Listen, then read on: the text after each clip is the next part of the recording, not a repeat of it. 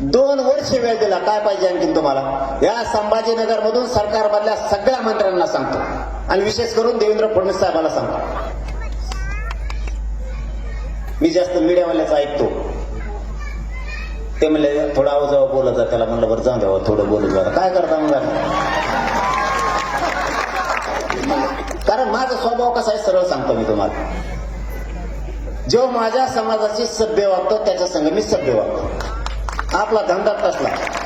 माझ्या समाजाची तुम्ही सभ्यच वागत नाहीत, असभ्य वागता. माझ्याकडून कसं सभ्य भाषेची तुम्ही अपेक्षा करता? ज्या समाजानं तुम्हाला ही खुर्ची दिली कधीच मिळणार नव्हती, पश्चाताप करत होते, इतके मेटा कुठे लावला होता, पुरे हात टेकले होते. माझ्या मराठ्याची सत्ता नाही येऊ शकत कोणाची. आज तुम्हीच कुरघोडी करायला लागले मराठ्यांवरती. मराठी ही साधी सोपी गोष्ट नाहीये.